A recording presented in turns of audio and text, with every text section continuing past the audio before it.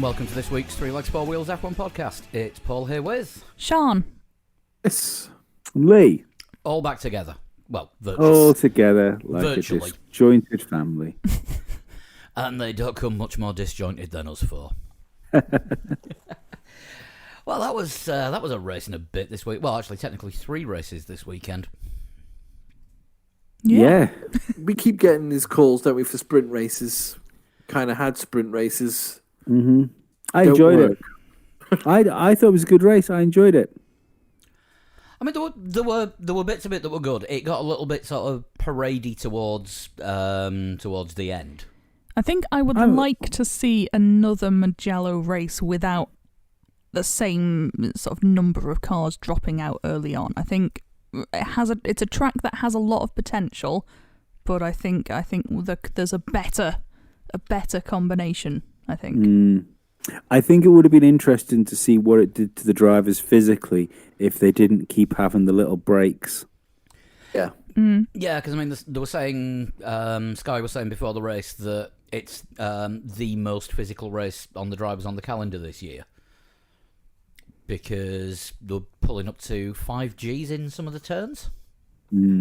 Especially the last corner. Because obviously that was quite high speed and quite long. Yeah. But yeah, it's an interesting track. You know, what... I want it to be on the calendar in 2022 when hopefully the cars can follow each other better.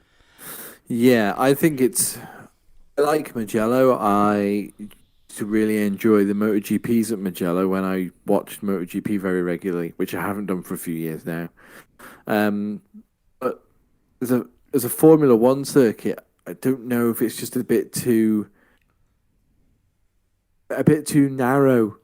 It's only really the main straight is you know, and turn 1 are really the only real overtaking opportunities. And is that a problem because they made the cars so wide and so long recently? Quite possibly. But, I mean, that doesn't mean that Mugello should necessarily change its entire make. I'm not saying they need to resurface Mugello and make it 6 foot wider, because that would take away from what Mugello is. But I'm glad they did it. I just don't know if they should go back again. I definitely want them to go back to. I mean, I think I prefer it to a circuit to Monza. Oh, That is bold. I don't know if you're allowed to say that. No, Yeah, but I mean, Lee's not a huge Monza fan, though, is he? That Lee's No. made it known before. I'm really looking forward to Imola, I think, because San Marino. we've had. Well, no, it's not It's not what's San it Marino. calling? It's Emiliano somebody or other. It's Emiliano Romagna. Yeah. Mate, I still keep calling Racing Point Force India. It's San Marino.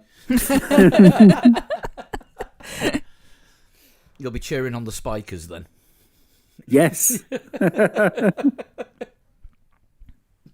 Yeah, what was the old San Marino Grand Prix circuit at Imola, and I'm looking forward to that because we know that Formula One has been held on that circuit numerous times before, and it's going back there. Turkey as well. I particularly like the chicane at the top of the hills. Turkey as well, yeah. It's I'm looking forward to that race as well. It's good. I this whole thing of having Formula One go to places that we're not used to having it is something Formula One should look into, and maybe as in conjunction with the normal races we expect to have. Maybe we have they try and even if it's 2, just force 2 wild card races in. Do you know what I mean? If there's a AAA circuit somewhere that wants a Grand Prix and they can come to some sort of deal, it might even encourage, if there's the one-off things, it might even encourage places like Donington or something to think, well, maybe if we do something this and this, we could sort it out, and then I think it'd be a good idea. I mean, they can get rid of Sochi from the calendar, and most people will be happy, and then they can definitely fit one of the wildcard ones in. Except Putin. Yeah. Putin would not be happy, and when Putin is not happy, that's not good for people. No, that is true. Don't drink this cup of perfectly unadulterated tea. Realistically, I mean, if you apart from the runoffs, I know the runoffs would have to be sorted out, but like Donington's a short circuit. Is that much shorter than what's it called? What we just had? Magellan. Don't know. Yeah, I think so. I think they'd be getting around Magellan in a ridiculously short time. Hang on, maybe. Let's look this up. Donington. Not Magellan. They'd be getting around Donington in a ridiculously short time. I can't believe they were 30 seconds a lap faster than the MotoGP bikes. Crazy. Proving once and for all that bikes are shit. Bikes are fast in a straight line, aren't they? Because they don't have any weight. But through corners, cars, because they've got more tyres, are always going to be quicker. All right, Donington. It's okay. I don't mean it. I'm just upsetting people. Donington is 2.5 miles. And Magellan is 3.2. That's quite a difference then. Yeah, it's a difference, isn't it? And Donington's got a lot more straights. So it's going to be faster. Yeah. So Donington... Less than a minute lap. Yeah. Donington would need to extend the circuit a little bit. How many times would the back markers be lapped? Or just have more laps. Yeah, have more laps. Yeah, but I think F1's got regulations now about the minimum circuit length or the minimum time for a lap because they don't want a lap in under a minute. And then they go to Bahrain and do the... Yeah, and then the squoval. And then we get the squoval, which they reckon it's going to be about 59.8 for pole. That's going to be crazy. That in the race, that's going to be a fucking mess. Yeah. You're going to have like qualifying. People on the 88 podium. laps or something, isn't somebody on the podium will be lapped. Yeah, probably. That is a bold. That is a prediction. not outrageous prediction. That's only bold. That's only bold. That's not daft. Yeah. I'm looking forward to see what happens to Ferrari there. They could be lapped. Like they could be many They times will be lapped. Oh yeah, they absolutely will be lapped. Yeah, it depends how many cars. Leclerc said after Monza, didn't he, that he sort of alluded to it. There's one other track that we're not looking forward to. It's got to be that one. Yeah. Could you imagine? If Carlos Sainz laps the Ferraris?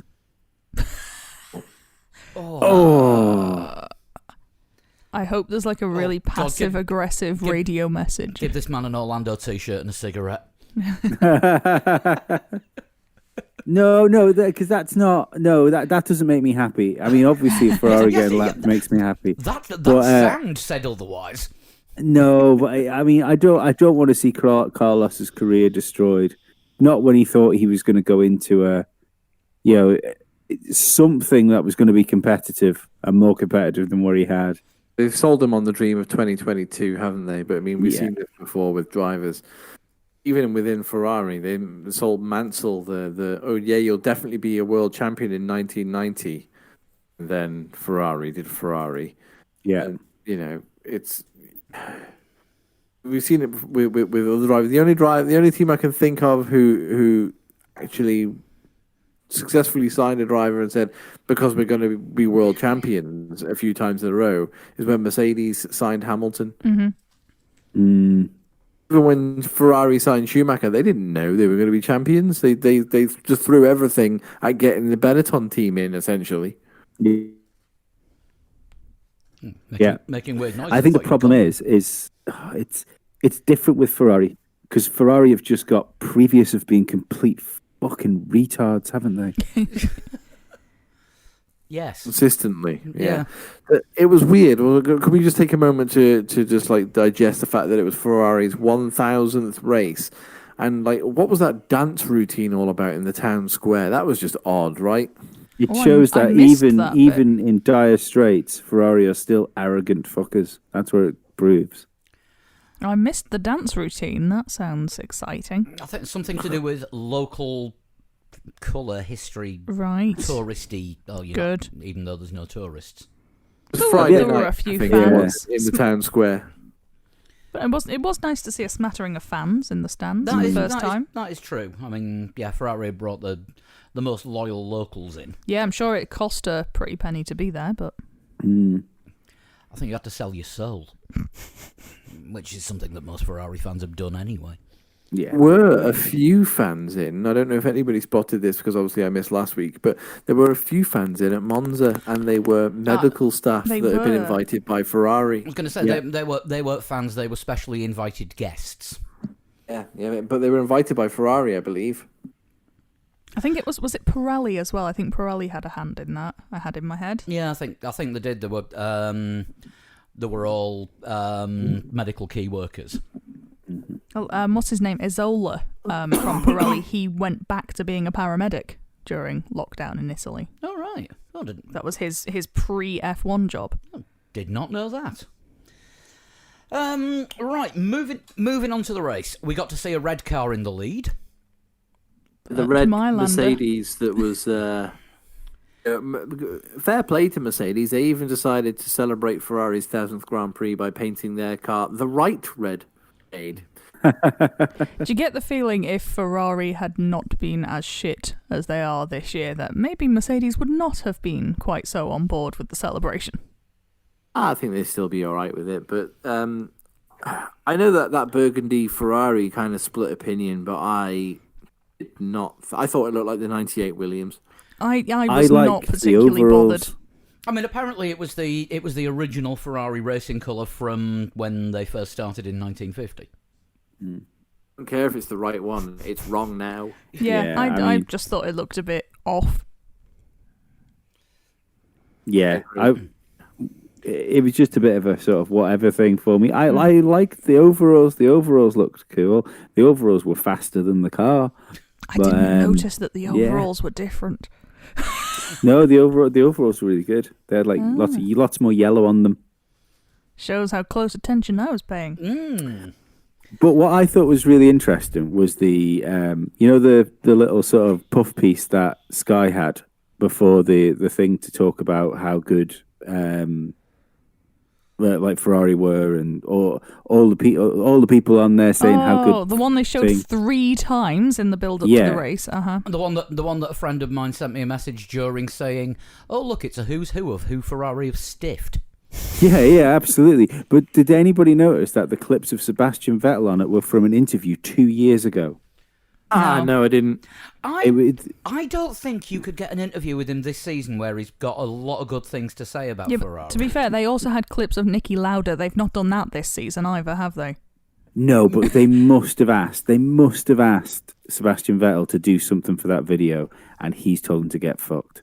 I mean, let's face it, on the fucking 1000th weekend, the 1000th race for Ferrari, he drops his joining Racing Point. That's not an accident. We've been talking about that for weeks, though, haven't we? We've known. Oh yeah, that's coming. It wasn't without forecast, but it didn't make it any less glorious. No, that is true. What does everyone think about about Vettel's move? Timing aside, which I think we're all agreed on was fucking perfect. Mm-hmm. It was. You know, I don't know. It's kind of. There's been a bit of a livery reveal as well, hasn't there? Because Formula One announced that the actual official Formula One Twitter account announced that Vettel was moving to Aston Martin. But instead of putting the team colour as bright pink, they put it as a dark green. So we know now that Aston Martin's going to be dark green. Even every time they've been talking about it, it's been green has been mentioned. Even Ted on Sky said that, pretty much confirmed that it's going to be dark green because I mentioned to somebody that Sebastian would look good in pink, and he replied, no, dark green. I think we'd have been a bit disappointed if Aston Martin hadn't come in green, though. It's the right colour for them. It is. Dark green, and I did learn after another recent podcast. Why was everybody putting Vettel in green and yellow overalls? Apparently, Aston Martin used yellow on their racing colours as well as green. Their sports cars, they've been sort of like a more like acidic-y, limey green and yellow for a couple of years, which is pretty cool. Actually, I quite like it. And I think that their official GTE entries are all yellow with dark green stripes. I think that's what colour the Formula One car is going to be as well. They've just released, they've just released an Aston Martin sim racing. It's Oh, like set up as well. You saw that as well. Yeah. But I don't think that's like. I think they prefer to tie that with Formula One. So next year when they're doing other things. If you have a look at the full catalogue that they've got on the website, only starting at £57,000, you can get the traditional Aston Martin green, but you can also get the Endurance yellow as well. Right. So okay. it does come in a variety of Aston Martin related colours and the helmet colours of the guy who's worked on it with them, who's one of their endurance drivers. For 50 odd grand, if I wanted to paint it as a Volkswagen, I think they should do it for me. What, Herbie paint scheme? Yeah. Might as well do that with the Ferraris at the minute. But no, I think it's a good move for Vettel. I feel for Perez, but I think that Stroll has got a lot of heat this weekend through this, and his car was on fire. But I'm sure this is going to be an unpopular opinion. I think Stroll's been the better driver. Perez missed 2 races because of like the Voldemort virus, but I don't think it would have mattered. I think Stroll's been the better driver out of the two of them, or they've been at least very equal. And if I had a team, Stroll's younger, so go with the younger one. I would go with you there in that I don't think there's been any gulfing class between the two of them. Mm-hmm. Yeah, I would say it seems like they've been fairly evenly matched. But when you look at the standings of the championships, Stroll is going to double check this now. I'm pretty sure Stroll is quite far ahead. Because he is. Yeah. 54 points. 57. Yeah, I knew it was in the 50s. Perez is on 44. I mean, you could probably argue over those 2 races, Perez probably would have scored more than 13 points. Yeah, but Stroll just had a DNF as well, so there's one made up for. I think Perez didn't start 2 races, so 13. But also you'd probably say 13 points in those 2 races isn't surmountable. They've been fairly evenly matched. Yeah. Perez, a fair thing to say. Perez didn't start 2 races, but his car didn't start one of them with another driver. Right. Yeah. It didn't matter that Hulk was driving Perez's car at the first Silverstone race. If that car weren't going to start, it didn't matter who was behind the wheel. Yeah.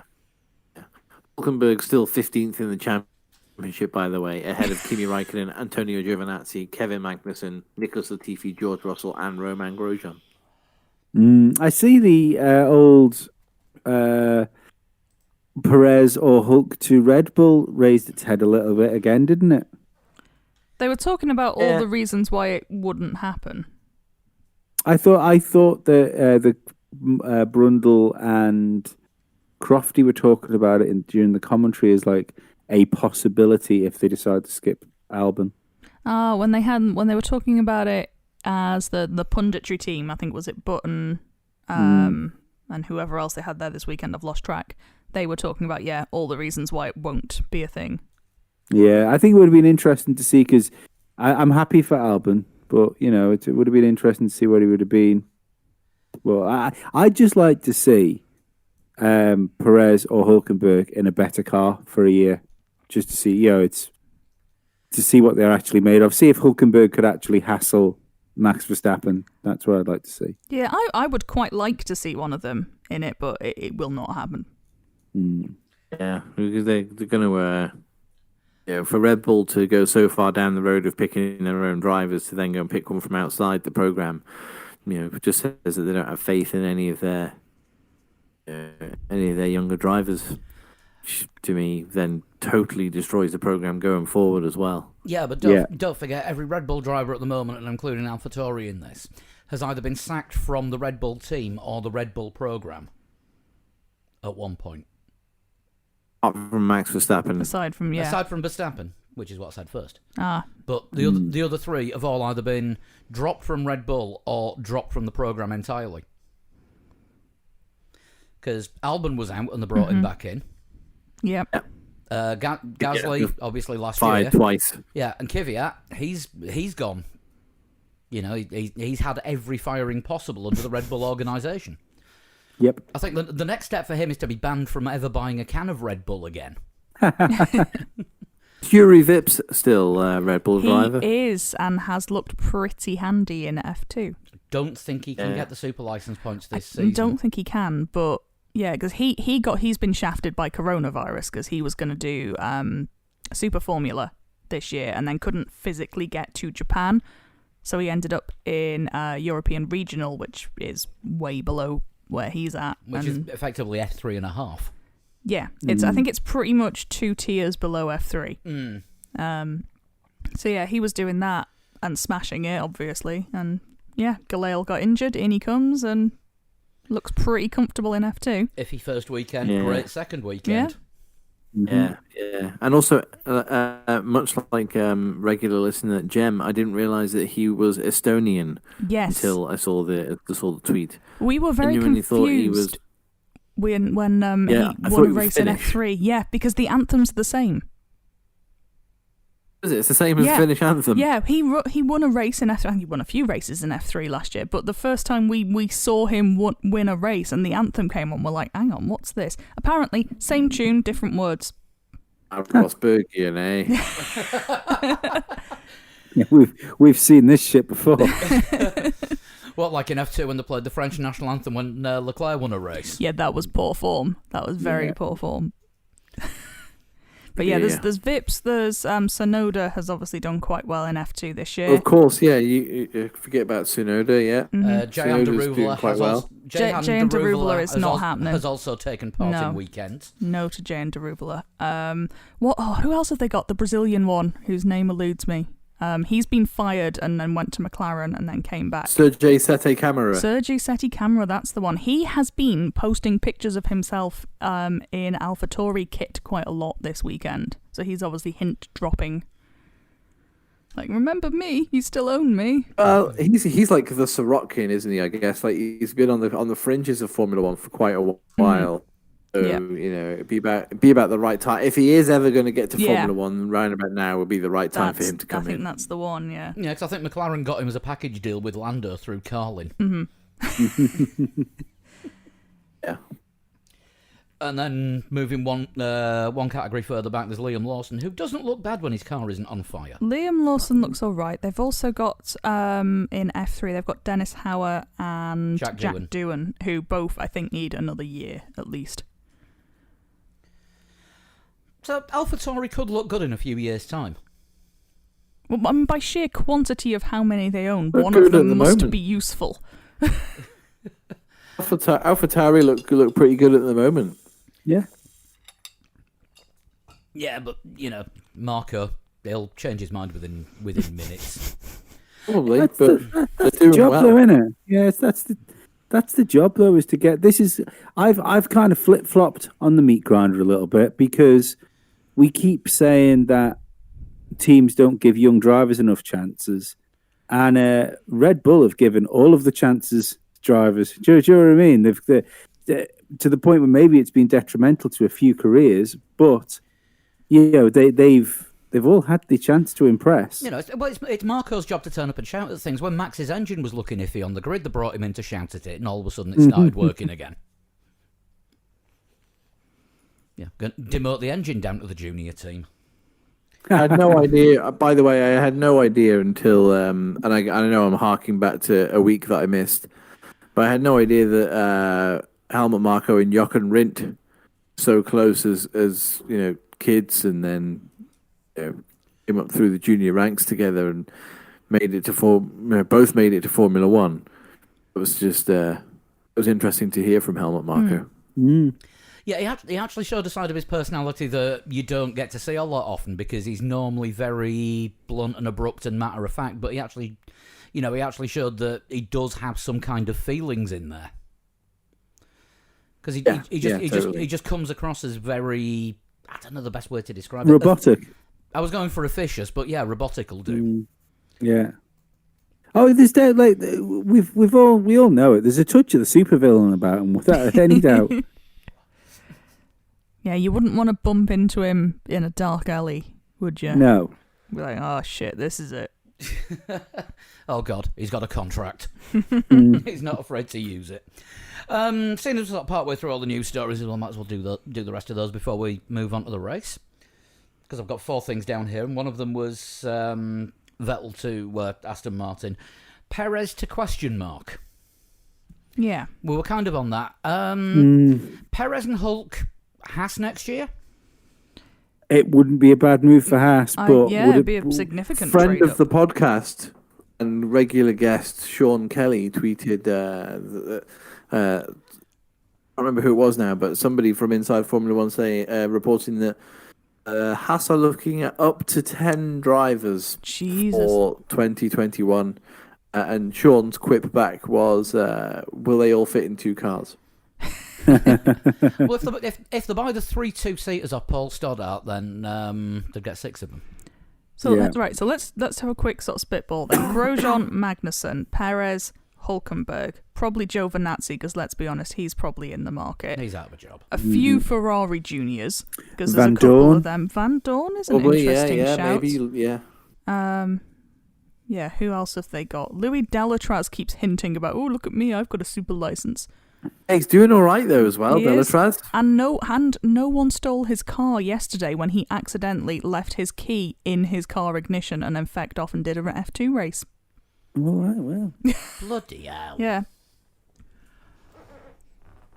I mean, I suppose it helps that there was very few people at the circuit. That's true. Yeah, that kind of helps. So what does he drive? An M2 competition. Okay, fair enough. Yeah, that probably should have got stolen. Who else is up there? Because I mean, there's going to be the Markelov. Fiat? What about your British lad in F2? Callum Ilott, who Ferrari? Yeah, well, I mean, there's going to be 2 of the top 3 Ferrari junior drivers with a super license next year, and I think there's going to be 3. I think Ilott, Schumacher, and Schwartzman could all do it. yeah, there's going to be 2 of those that don't have a super license, that have a super license next year, But don't have a seat. but don't I'm have a seat. Yeah. Yeah. Because whoever wins F2 out of those 3, I think, will end up in the Alpha. Unless what we're I think talking it'll about... still be Mick Schumacher. Yeah, he's come good quite quietly after a sort of indifferent start to the season. He's quietly... Odd, isn't it? Yeah. It's peaking a bit, at the right time. It's almost a bit like F3 when Dan Ticktum accused F3 of cheating, European Formula 3 was it? Yeah. Where Dan Ticktum accused Formula 3 of cheating to help him. Oh, he was on cracking team radio form at the weekend. I know, I heard it. Everything that he came out with after What am I doing with my life? That was my favourite one. I was like, oh, Jesus, it's that bad, is it? I like that friend of the podcast, Kieran, calls him Dick Tantrum. Yes, that's an excellent nickname. That was a Will Buxton one. That was a Will was Buxton it? one first, yeah. But No, the we'll bad credit look Kieran he's had, instead. though, God. Like, it's... Shit He does should seem to have find come him. out of the last 2 races with such good results. But then had a run in with, what was it, Sonoda, the stupid little bloke? Stupid little bloke, yep, that was a great insult. Nissany, I think, found him as well at one point. No, that was in Belgium when him and Nissany tried to put each other into a wall. Yeah, I mean, I will give him this. He's had bad luck, but when he gets it, Christ, he's good on the radio. You know, I've never said anything bad about his driving because he is good behind the wheel. It's just that temper of his. Yeah, I kind of like it. I like a troublemaker. I like a bad boy.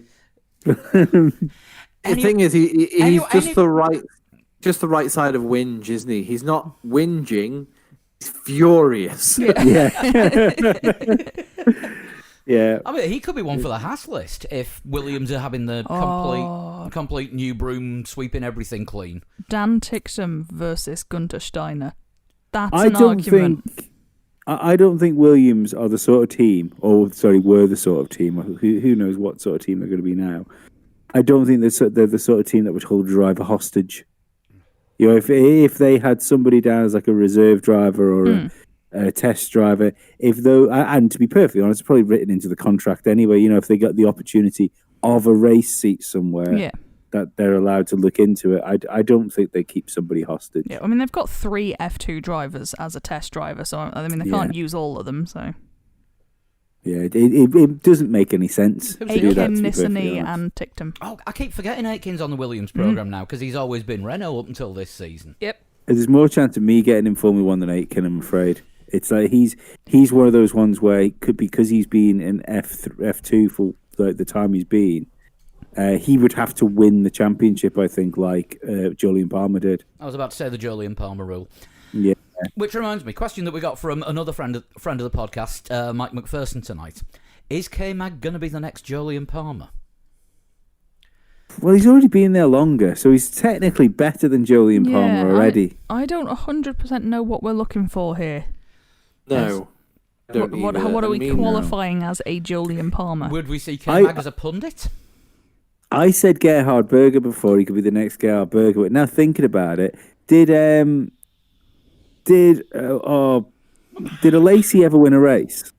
Yeah. Yeah, one. Damn it. He can't be the next John Alesi then. Alesi won a race. Yeah. Gerhard Berger won races. Yeah. Oh well, at least I now know who Pierre Gasly is. What, Pastor Maldonado?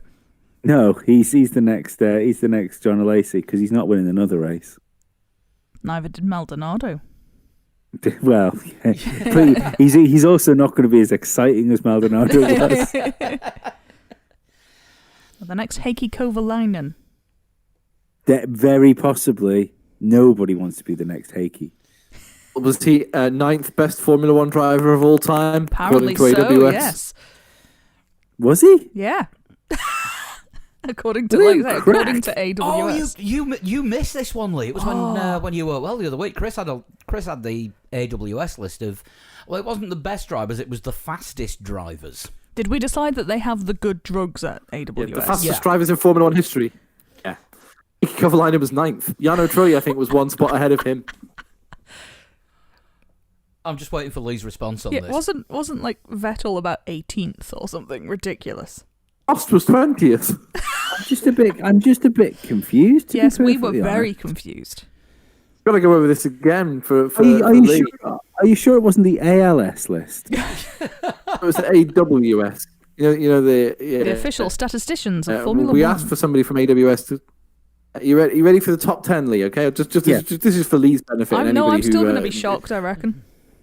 In 10th place, okay, 10th place, Sebastian Vettel. Right, the guy that won 4 world championships. Mm-hmm. Yeah. Okay. In 9th place, Jarno Trulli. Interesting. I'm not going to lie, that's a curveball. A man from a 4-time world champion. Famous for holding up the field. Yeah, I even referred to the Trulli train yesterday as like Charles Leclerc is now providing the Trulli train. Trulli won 1 race, did he? 2 races? Couple, I think. Yeah. I think it might have been 2. Ah. Monaco, definitely. I was just going to say, I know he won a Monaco, but I can't remember what else he won. Did he win the Brazilian Grand Prix where everyone smashed on the last lap? Maybe. It was either him or Fizzy. Keller won in Jordan, didn't he, in the year that people did lots of crashing. Are you ready for number 8, Lee? I am ready for number 8. The aforementioned Heikki Kovalainen. Better than the 4-time world champion Sebastian Vettel. Not better, just faster. Trulli won 1 race. Faster. I mean, how are they working out the fastness? I don't know. This is why I asked AWS to come on and explain themselves. Because just like I don't mind you coming up with these answers, but show us you working out. Pretty much, yeah. 7th, Charles Leclerc. I mean, right, okay. He's handsome. Maybe they're judging on that. Nico Rosberg in 6th. He's very handsome.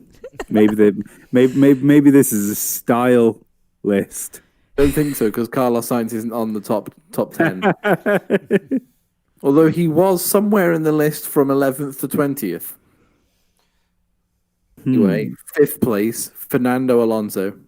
Ooh, I've got issues. I've got issues. Oh, I know that. Yeah, well, that's blatantly obvious, isn't it? He's at least Fanboy. 2 lower than he should be, at least. 4th place, Max Verstappen. Well, I do love Max Verstappen. That's the rumour. 3rd place, Lewis Hamilton. See, I don't mind Lewis Hamilton being there, but I mean, all these world championships that seem to be getting forgotten about is an issue for me. I'm not going to lie. You won't be disappointed with 2nd place then. Michael Schumacher. So Hakkinen has to be the top. No, it's Ayrton Senna. Hakkinen isn't in the top 10 drivers of all time. Neither's All Prost. top 10 fastest drivers. No, Alan Prost was 20th. Wow. Just scraping into the top 20. Yeah. Now, Murray Walker He wasn't in the top 20. No, but he had Hakkinen down as the fastest Formula One driver of all time. Mika Hakkinen is still, I think, my favourite driver to watch. He was unbelievably fast. You could just tell sometimes when drivers were on it when they probably shouldn't have been, and Hakkinen was one of them.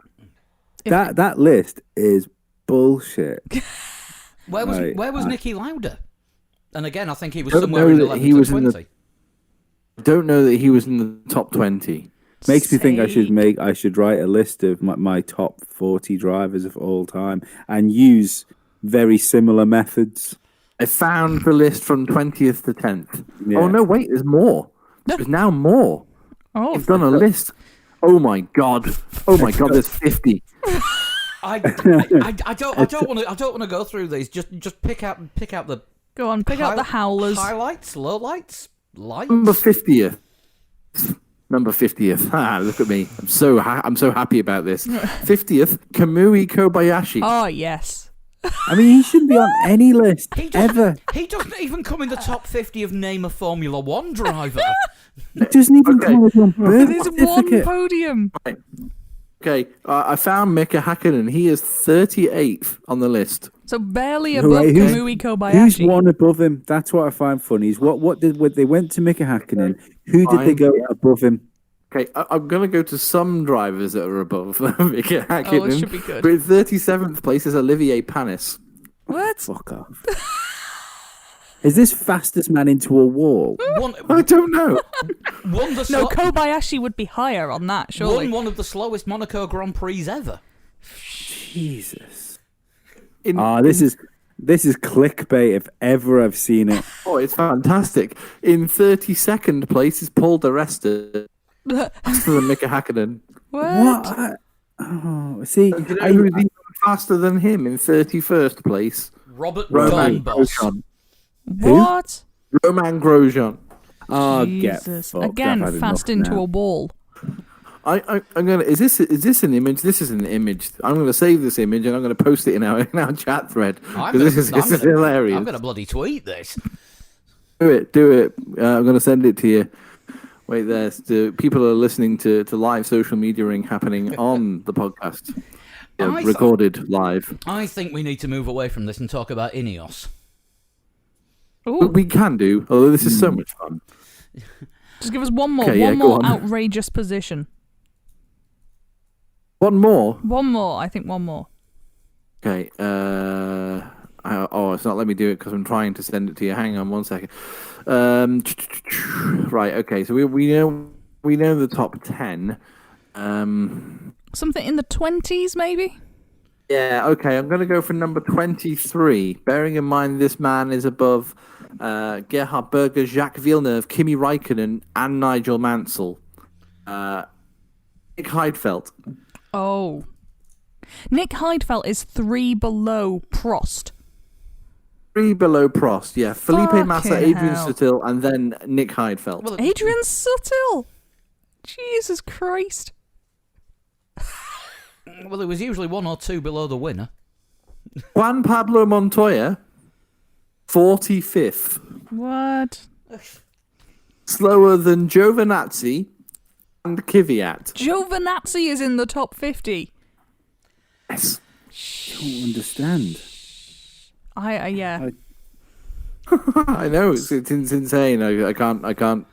Anyway, yeah, let's move away from this because this is making us probably very doesn't make angry. great. Let's change the subject entirely and move on to Ineos because they've just increased their sponsorship of Mercedes and rumours of a buyout are starting. Yes, they have invested a large sum of money. I think rumoured to be in the 700 million neck of the woods. Of course, there's rumours of a buyout of Mercedes. It's a weekday. However, Ineos do have previous for buying out teams and taking them over and running them as their own, as they did with Team Sky in the cycling. Right. Team Sky, who kept winning world championships and Tour de France's and big races. Became Team Ineos. Mm-hmm. Yes. I think we can gather This is also the same Team Ineos that have Adrian Newey designing their America's Cup yacht. Yeah. But don't forget, he's not allowed to do work, is he, on Formula One for someone that isn't Red Bull forever. But it's just through rumours and the amount of rumours and how thick and fast they seem to come every year, I would say it's nailed on that Mercedes are looking for an exit strategy out of Formula One. It does as an owner. I think what Toto Wolff has been saying is echoed and reflected in Mercedes as well, in that he doesn't want to go from being great to being good because he believes everybody and everything has a shelf life, and I think that's also reflected in Mercedes. I think if they don't think that 2022 they're going to come out of that like miles ahead of everyone, I don't think they'll stick around for too long. No, I wonder. I wonder if it's like what I was saying last week, where I don't believe that when you look at the past like rule shake-ups, I can't think of a time when the dominant team stayed the dominant team. The only one I sort of started to settle with was maybe Williams. Yeah, that's usually like the one with the most momentum, isn't it? That sort of kind of pushes forward. And the only thing that Mercedes have really got going for them is the fact that the engines are going to be frozen. Well, not frozen, but the engine formula isn't changing. So yes, they've had a massive upper hand on that, but then the other teams are kind of closing the gap a bit on them. But do you know what I think the big advantage is going to be? Because I still think come 2022 that where your top teams might end up being McLaren, Alpine, and Aston Martin, purely because they're used to working on a tight budget. All the teams are trying to downsize now. McLaren were the first one to downsize their operation to fit in with the budget cap. Mercedes still haven't. They're still plowing money into that team. And at some point next year, they're going to have to go, right, what are we doing here, guys? And they're going to have to downsize. Yeah. Whereas the teams that started doing it last year, Racing Point, Aston Martin, Force India, whatever you want to call them, they've existed on credit, haven't they, for years? So they're used to having a tight budget. I'd say Renault as well.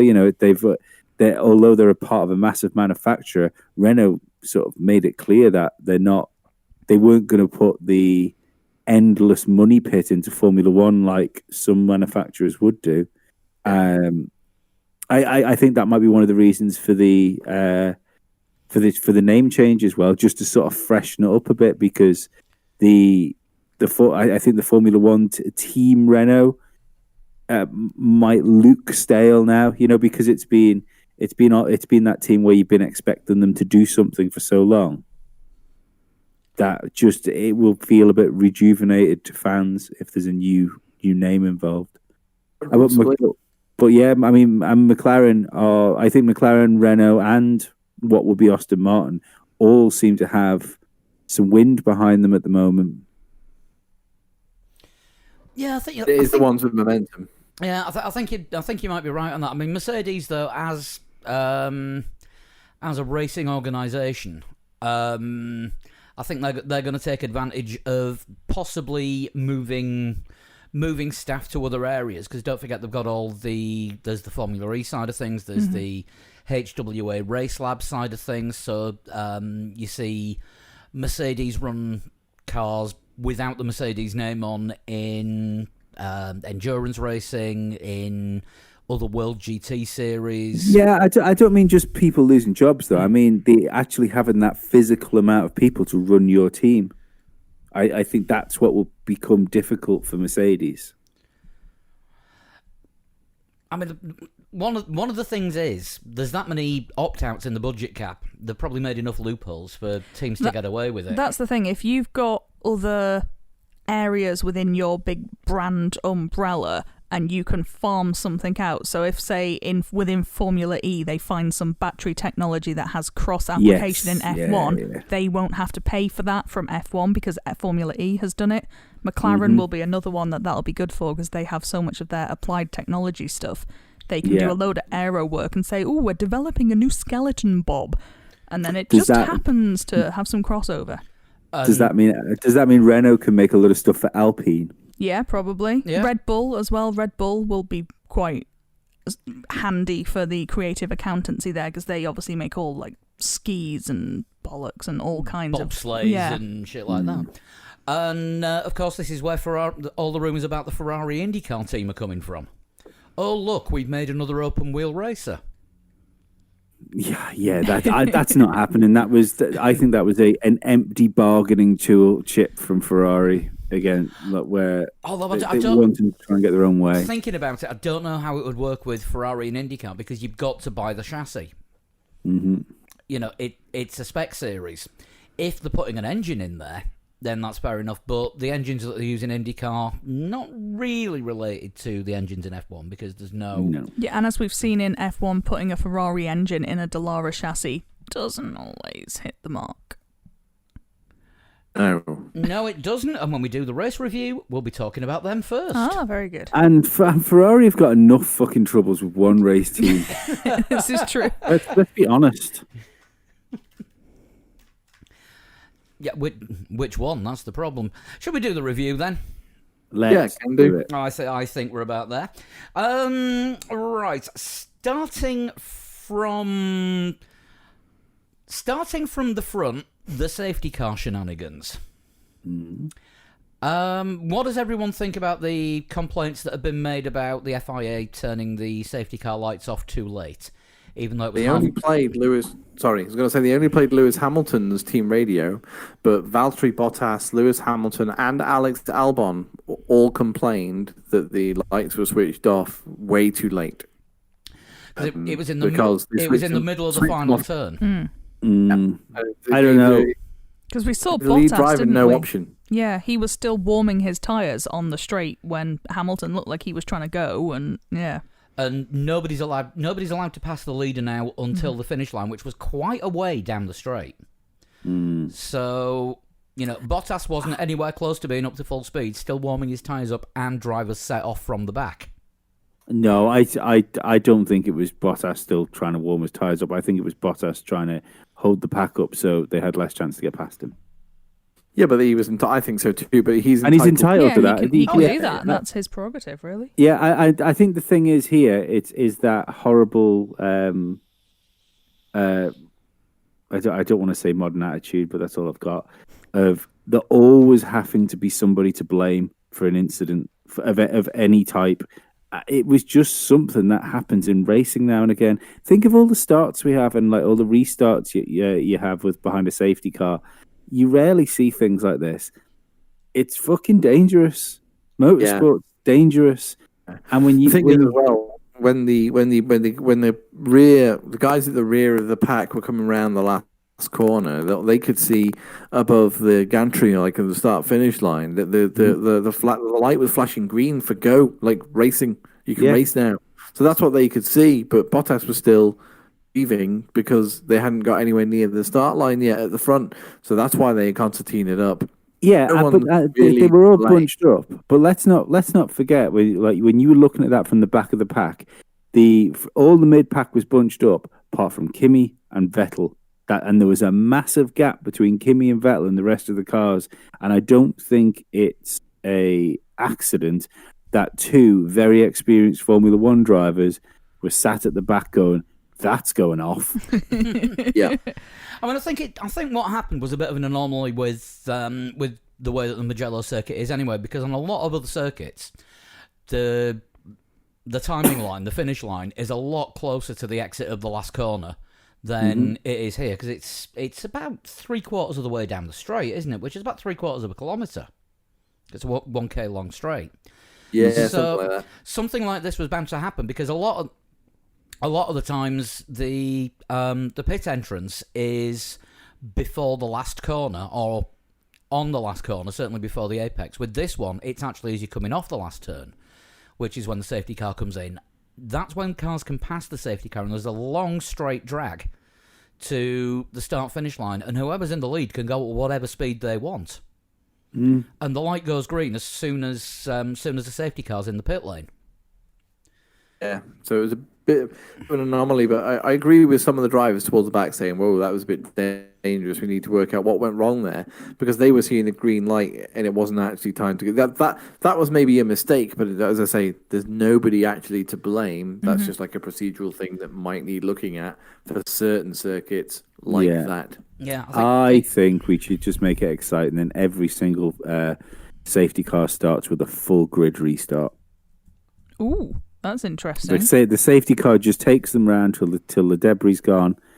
They line up on the grid in the order they're in. Safety car peels off. We have a full start.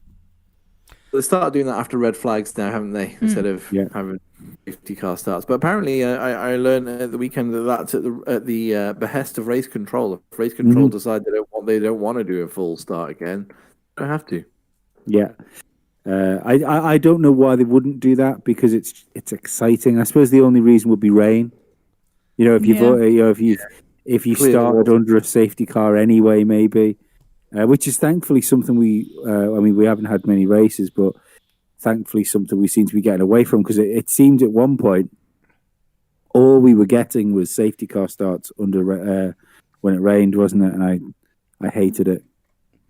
I'm trying to think the last time we had a safety car start when it was wet. We did have one last year, but I can't remember where it was now, so that's half a story. I think it was after what's his name, the Marussia driver, Bianchi. He crashed. Yeah, no, this it was after literally Bianchi, like wasn't last it? year. There was one last year. Yeah, but they went through a phase where I see. I'm with you. Yeah, it was super. We were being super cautious in rain, weren't we? Yeah, because I mean, for a while, you know, the race didn't even start on a wet grid. It was half a dozen laps behind the safety car, and then let it go. Was it? Yeah, we were. Was it Germany? It was. Sorry, what? I don't know if it was Germany, but it was definitely. It was. I think definitely that was the only wet race last year. Yeah. Yeah, probably. I remember Lewis saying, "Come on, let us race." Global warming promised to give us more wet races. I'm let down. The thing is, okay, if we just wind it back a bit from that first safety car incident to what caused after the safety car came in, but what caused the safety car clearing the track after Verstappen, Gasly, Raikkonen, and Grosjean all had a bit of a coming together. That was there's nobody really to blame there. Gasly kind of went for a space which is always going to get smaller, and the effect there was similar to what happened in the second safety car, only it was much less because the cars weren't quite going so fast, or the concertina effect going into a corner is not as much as a car basically hammering on the brakes in front of what is essentially a safety car, but the Gasly running into Raikkonen, and then Gasly bouncing off into Grosjean and Raikkonen hitting Verstappen. I don't even know if it warranted a full safety car. I'm sure you probably could have cleared those with a virtual safety car. But the problem was they had to get a crane out, so it's got to be a full safety car with any cranes in the runoff areas. They had the same in F2, didn't they? Fair They enough. had the same where Giuliano Alesi broke down, aimed for what looked like a perfectly serviceable gap in the fence, and the marshals just could not get it through. So after about 3 laps of virtual safety car, they then have to do a full safety car because they have to get a crane in, which was a bit of a clusterfuck. I'm still amazed that they haven't worked some sort of crane barrier out yet. Like you're something like that could in just a- hook it out from over the barrier.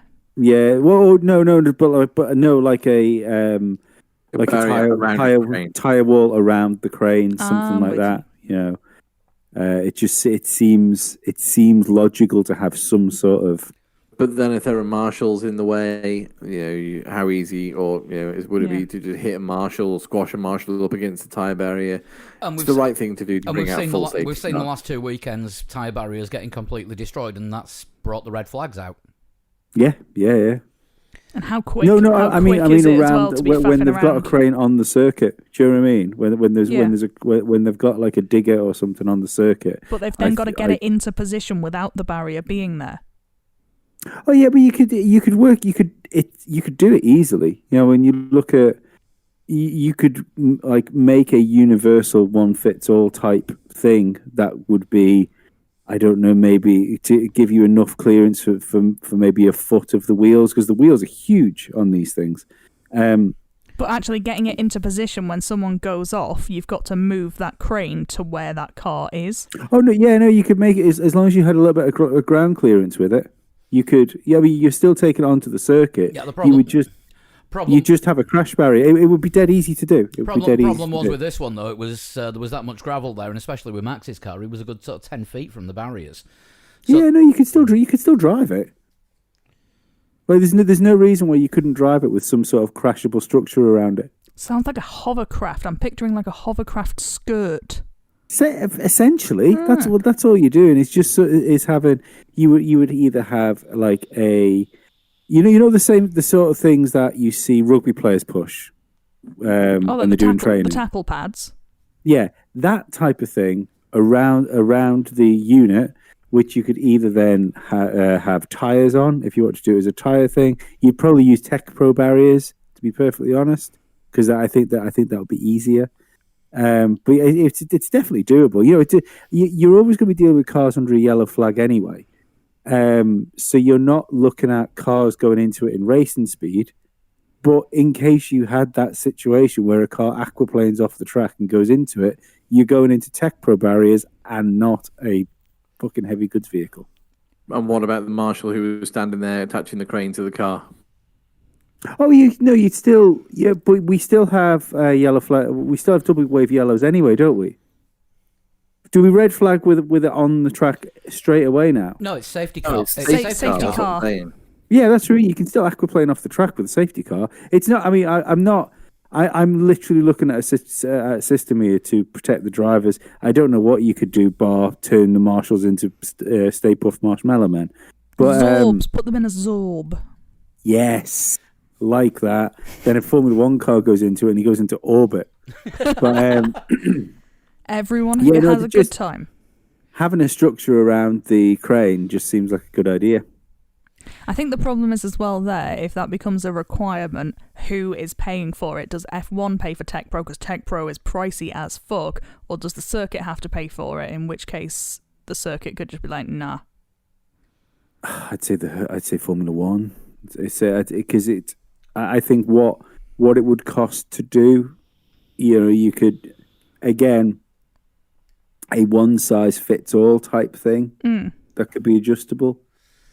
So if F1's paying for it, that's another £5 a month to Sky then. Yeah. So, Haas. Oh, yes. Yes, there was a race on between all the interesting interludes. K-Mag DNF'd. Yep. So, taken out at the start. Grosjean in 12th. He wasn't at the start, was he? He was at the safety car restart. Oh, K-Mag at the safety car restart, yes. Yeah, sorry, Grosjean went off in the first crash. Mm-hmm. Managed to get back with most of his left side aero missing. Did someone say he actually was about to park up and only came back into the pits because he saw the safety car came out? Yeah, I think they said that on the commentary. I'm sure I heard some mutterings about that, which, well his done, car was Grosjean. badly damaged. But during one of the red flags, they were doing a hell of a lot of repairs on that car. They were even out with the gaffer tape, sticking the floor back together. I'm sure it's not the first time they've gaffered a Grosjean car back together. Usually starts every Friday morning. Grosjean's mechanics at Lotus. Well, at least they're two different colours of gaffer tape, depending on what bit needed sticking back down. Remember the race? Nobody remember the black and gold Lotus when they had to have black. Was it to hold the engine cover down? Yeah. Yeah, and it was just like just put the tape on the black bit so we don't see it. Yeah, and they had some gold tape in very small amounts for the front wing and the side pod. Possibly, yeah, I don't remember that, but I do remember them just using black tape on only the black bits to hold the engine cover in place. But that was another of these non-weekends for Haas, really, wasn't it? You can't really say what kind of pace Grosjean had during the race because his car was that damaged. And you saw by the end of, we'll call it the sprint race, he was something like 8.5 seconds down on George Russell. Something like that. So, yeah, another one to forget for Haas. Although Drive to Survive might be interesting. Yeah. Maybe with Haas this weekend. I really hope so. I don't know who they were with this weekend. I don't think we saw them on the Sky coverage. They'll have been round and about somewhere. Yeah. Right, Williams. This is all. You got this right, Chris. This is all binary, except for one. It is, yeah. Except for two teams. Yeah, Latifi didn't get. Latifi didn't get shunted. He did get damage in that safety car restart, but he did an extra lap before pulling into the pits, and it was only then that Williams' team decided, this isn't fixable. We're gonna because he had a whole wheel hanging off practically, didn't he? Yeah, but I don't think he realised how bad it was. He still managed to get it round to the pit. Yeah. But again, Latifi didn't finish. Russell looked like he was going to score points. Probably would have done had it not been for that Lance Stroll red flag after was that lap 40 something. Yeah. Then unfortunately just didn't get the restart he wanted from that particular restart. Finished 11th, which is equals his career best, but still shy of that point. And it was something like only 2 seconds away from getting points after the Kimi penalty. Yeah, it was all still like very bunched up. Yeah. Yeah, Danny Kvyat was brought in front of the stewards as well, wasn't he, for driving too slowly under the safety car. I think he was one of 3. There were 3 of them called into the stewards, and then 12 given warnings. All 12 drivers that were not Mercedes, I think, were given pretty warnings. Much, yeah. I mean, Russell at one point, it looked like he was on for points. The restart really hurt him, and he lost a couple of places there to Grosjean and Raikkonen because they'd got an extra lap in before the restart to catch up because they were the only 2 drivers that had been lapped. So race control let them do an extra outlap prior to forming the grid, so that they'd got a little bit more heat in the tyres as well. And then his start procedure didn't work 100%, so he kind of got a double whammy, and then that dropped him to last from the off, because Vettel got ahead of him too. Yeah. It's getting tantalisingly close for Williams. Another race with shenanigans at a track that nobody knows. You could see him in the points. Portugal? Portimao, yeah, be a good shout. Nürburgring could very well rain in Germany in those mountains at that time of the year. Very true. That is true. Keep forgetting we're going there.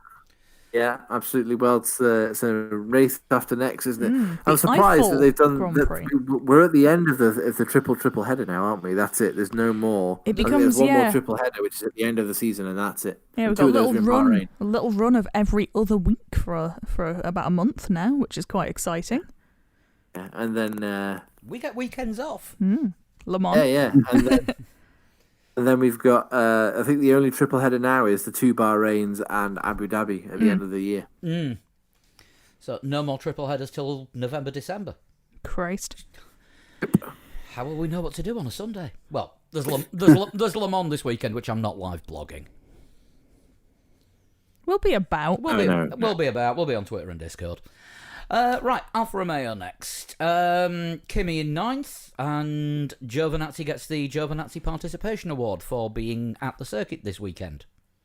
I mean, he was again tangled up, wasn't he, with that incident safety car with the restart. behind the safety car. Yeah, and Kimi Räikkönen, I don't know how, was involved in almost every incident that happened on track at some point, but he even got a 5-second penalty and still brought home.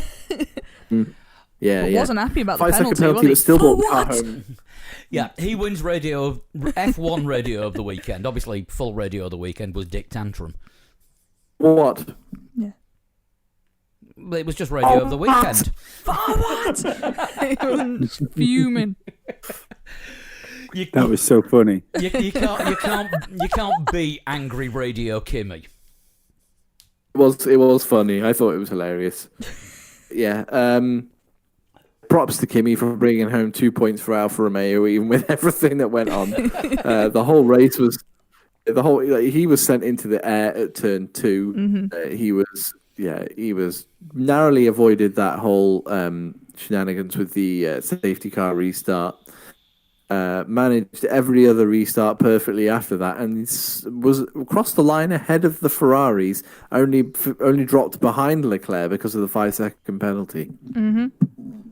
Yeah, reasonable day at the office for Kimi, I would say. Yeah, I mean the pretty good. Yeah, the highest placed Ferrari powered finisher.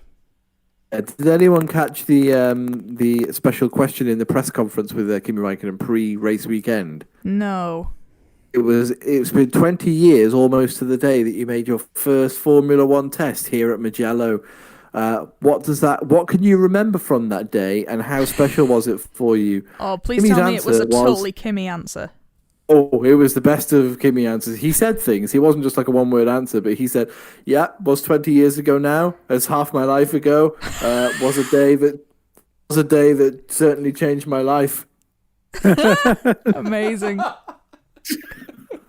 It's like, he asked you, what did you remember from that day, and how special was it for you? The fact that it happened, he just repeated the question back at him. That's like doing a GCSE exam. If you're not sure, just repeat the question in the answer and you'll be fine. Exactly. Yeah. Right, on to the reason this race took place. Oh, the Ferrari. Yeah, at the request of Ferrari. Yes. On the face of it, double point finish. I was going to say, one of the few teams that had both cars cross the line, surely. One of two teams. Yeah. Ferrari were both cars across the line, and I said it would be a good race for them beforehand. Be a good race if they can get both cars in the points. I didn't know the clusterfuck that was going to happen, but they got both cars in the points. I reckon they'd have taken it at the start of the day. Yeah, it was. They got both cars in the points. This time last year, that would have been a full-on disaster for Ferrari. But it's all right. It's okay. A double points finish. Mainly because a lot of faster cars were in pieces, but you take it. You take it as you get it. Well, Vettel broke his front wing on the opening lap on the spinning signs. Yeah. So they did have a bit of a palaver themselves. They did. But when you look at cars that probably would have finished ahead of them, it's arguable that they may have not got any points. But you've got to take what comes in front of you, and Ferrari did that and scored points. Do you think there's any? I mean, I don't think Ferrari are purposely given Vettel a bad car. That's not what I'm trying to say. Oh no, they've accidentally given both of them a bad car. Yeah, but that car that Sebastian Vettel was driving looked a lot looser and a lot harder to drive than what Leclerc was driving. That could be down to driver preference and the way that he sets up his car. Could be, or it's just. Or they built a car for Leclerc that fits his driving style better than it fits Seb's, and Seb's trying to set it up as best. Or Sebastian Vettel's just not getting the love anymore, which is what that's what I'm thinking. Is he's just if there's an atmosphere in the team, that sort of stuff. They've number two'd him. Yeah, but it seems worse than number two in him because it's just the whole thing. Yeah, don't forget though, when Ferrari number two someone, they number two them with a vengeance. They just seem to be fucking him on the way out the door. That's the issue I've got with it. you know, if what he said is true and they never even offered him a deal in the first place, then he was always going to struggle this year because everything related to the car and the team and the way the weekend works is going to be built around Leclerc. Yeah. You know, anything he does, well, it's a bonus, but we're not bothered. Even with Leclerc this weekend, there was one bit when they said to him, "Oh, it's going to be, you know, Plan A plus 8," and then he said no, and then all of a sudden they're like, "Oh, what do you think about Plan C?" And he was just, "Well, just make a decision." That whole strategy clusterfuck was still there. Whoever was in the car. Oh yeah. Yeah, no, that was total Ferrari. That they wanted him to make a decision. You know, he's kind of Be busy. the team. Yeah, that's his job, is to get the car around the track as quick as possible. They've got all the numbers. Yeah, I don't get it. Don't get it. I mean, but I tell you what, like, we'll see what's going on next year, because the motivation Sebastian Vettel will have next year going into a new team will be off the charts. Oh yeah, I'm looking forward to it. I think good fiery Vettel. That'll be good entertainment. And he has completely lost it. Like it was just one of those. He was lucky at the moment he was in Formula One, where Formula One fitted his style of driving. You know, and that could totally be a thing as well. I hope that's not what it is. But, you know, well, I don't know, 'cause I mean, that could be it. All right, all his championships came before the hybrid era. Now, since then, he's still won races in a Ferrari. He's still pushed for championships until there's been sometimes it's where he's made the mistakes. Going off in Germany, spinning. Baku. Losing his rag completely. So, you know, I don't think it's a question of he was in Formula One at the ideal time for him. You know, it's either going to be Ferrari have just got everything so unbelievably wrong, or they were cheating for God knows how many years, or I'm going with that one. Or he has turned to crap. Yeah, I mean, I'm going with that. Let's not forget, he's still the only guy that's been in Ferrari since Fernando Alonso almost won a world championship. That's even looked like they could possibly win a world championship before it fell apart halfway through the season. Yeah, and that is just Ferrari ending up doing Ferrari things, though, isn't it? Yeah, I think so. What have we got next? AlphaTauri. Gasly goes from binary Italian Grand Prix for him, really, wasn't it? Fucking hell. Yeah, wins in Monza, gets classified as the first retirement. Yep. Much like Statman pointed out that exactly the same thing happened to the last French winner, Olivier Panis. Following his win at Monaco in '96, he was the first retirement at the next Grand Prix. So if you're French, go careful the following weekend after you win. Then again, they only happen about sort of once every 20 odd years, don't they? So he had a terrible qualifying as well, didn't he? He did, yeah. Yeah, just not his weekend. I get the feeling he saw a Red Bull and thought it might be Albon and thought, early chance to get past Albon here, and pushed a little bit too. I don't place the blame entirely for that turn 2 incident at Gasly's door, but if you're going to blame anybody, it's probably Gasly's fault. Yeah, probably. I suppose Max bunched them up just because of the issue he's having, and it's not Max's fault. He can't help like a lack of power. He's just got to try and navigate his way around as safe as he can. But you don't expect it, do you? Well, when all the cars have launched properly like they did, and then all of a sudden one car in the middle of it ends up in the middle of the pack that was at the front. I was going to say, something you're going to see. I don't think it was down to Max to navigate his way through as best he can. I think it was more he was trying to put himself somewhere where people could see him, and he was going slowly because that car just had nothing. It was harvesting, wasn't it, the whole time? Yeah. So. It was broke. But 7th place for Kvyat, pretty anonymous over the course of the race. Really didn't see him until the end when he was battling with Leclerc. Yeah, just got on with it, I suppose. Avoided all the drama and brought the car home. Anonymous race and did what he had to do. Yeah. Yeah, just completely stayed out of it. Still think he'll be gone at the end of the year. Yeah, but AlphaTauri are having a pretty good year. I don't, given the Toro Rosso team had their ups and downs since they changed the name to AlphaTauri this year, pretty consistent point scorers. This midfield is tight, but they are not necessarily towards the back. They are in there. Oh yeah, I mean they are definitely part of the midfield now. Totally, yeah. And sometimes, like at Monza, they're at the sharp end, and sometimes, they won't be. But it's an impressive. I don't want to say comeback, but it's an impressive turn of form that they find themselves this year in a position that they're in. Yeah, who did they replace James Key with? Because whoever it was has done a damn good job on that car. Do you know, I can't remember. I don't know if they replaced him with one specific person or if they just had a little bit of a rejig. Adrian Newey's recycle bin or something. Possible, very possible. Because whatever they did, it certainly seems to have worked well for them. Because the car it's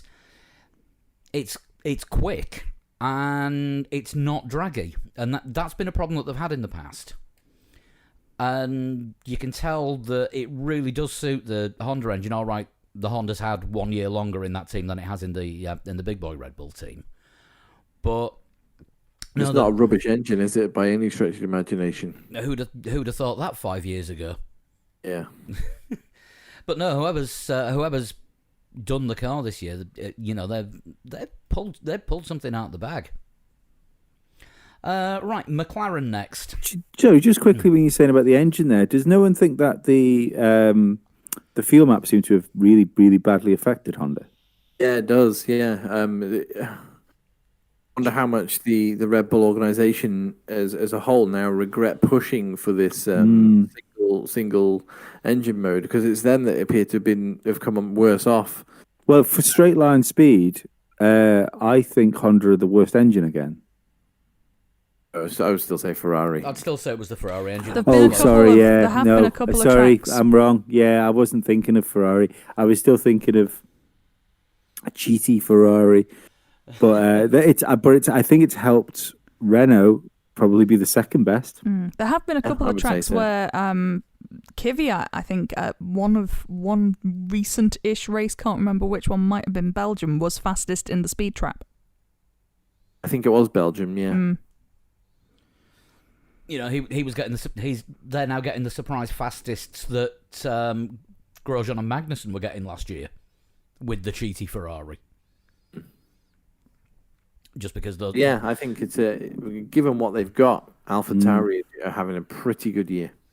Well, I mean, you look at even on the restart after George Russell had such a bad start. Like, he basically drove through Grosjean, didn't he, on the straight? Yeah. Russell. Yeah, I was talking back about the engine thing. Yeah, but don't forget, Grosjean's car was really badly damaged, even with all the repairs they managed to do. And it did have a Grosjean in it. Yeah, that doesn't help. It was kind of the triple whammy: the Ferrari engine, the lack of aero, and what was behind the wheel. Yeah. So McLaren then, Sainz lost it on the. It was the first restart, wasn't it, where Sainz went? Well, he spun on the opening lap, got tagged by Stroll, I think, which sent him round. Then got hit by Vettel as well, and found himself well down the order, and got caught up in the safety car chaos. Yeah, with all the back markers, because he shouldn't have been that far down. No. As you say, got caught up. It hurt his hand as well, because it was quite a big impact initially for Carlos Sainz, but he said, he held his hand for a bit, got it checked out, and said he was fine, probably just a little bit of bruising or something. So glad that it's nothing serious. I can imagine when the steering wheel's spinning and it catches you, it's going to give you a hell of a clout. Yeah. Yeah. I think his hand was just. If you watch the replay again, his hand is sort of like forced off of the steering wheel, like into the side of the cockpit itself. Well, even that whole impact would have gone through the steering column into his hands. Yeah. I think that was it. I think he got his hands off the steering column in time, but they just then got battered about within the cockpit. So yeah, unfortunate for Sainz, but Norris, given we were there with shenanigans. Given that he had a poor run up to the Sunday, even lost his 100% Q3 appearance record. Sixth place is pretty good, pretty respectable, given that he wasn't on it at all. Either were McLaren really in the run up to Sunday. Similar to Kvyat, really, just kind of quietly got the job done. Ed didn't see him making any bold, manoeuvres or anything like that. Just kept it on the grey stuff, kept it out of trouble, and got across the line with a decent haul of points. And if I remember, if I'm right, I think he's leading Formula 1.5. Very possibly. I think he's leading the championship in 1.5 might again. Have some standings. And that could be some googling being done. Yeah, McLaren weren't really on it at all up to Sunday. They just didn't seem to switch it on. Lando Norris remains fourth in the driver's standings. So yes, then are we counting Albon as a Formula 1.5 driver? He's fifth anyway. Oh no, he's in a Red Bull. But yeah, he shouldn't be. But yeah, McLaren just didn't have it this weekend. I don't know whether it was the circuit wasn't good for them. I heard it was the wind on the circuit, like it was really throwing their aero balance off more than the other cars. Because there was a hell of a headwind for most of the weekend coming down the straight, which is why DRS worked so well. Yep. Because it had to have quite a high downfall setup, even though it was quick, because most of the circuit you're turning. Yeah, so in that respect, good weekend for Lando. If he got points he didn't expect he was going to get. Yeah, it's still up there in the championship. He's quietly having a right cracker of a year. Doing good. Not doing bad at all. Fortunate for Sainz, though. Yeah. Yeah, I think. Well, I mean, until this time last week, I said it was going to be a double McLaren podium. Regretted that one. Racing Point up next. Now, they were on for a double points finish until Stroll's horror crash. Yeah. Not his fault. No, not at all. I think it was a tyre, wasn't it? A rear tyre that went just as he was starting to turn. They were still investigating the cause after the race, but I think he said it felt like a puncture. The thing is, when something like that happens, very similar to what happened to Kvyat in Silverstone, you don't get an awful lot of time to react. And when you're going that fast, you can't just put the brakes on. So when he hit the tyres, that Racing Point just sort of fell apart, didn't it? It was on fire, and then it wasn't, and then they tried lifting it, and it was back on fire again, and then lots of fluid fell out of it, and then the engine cover peeled off.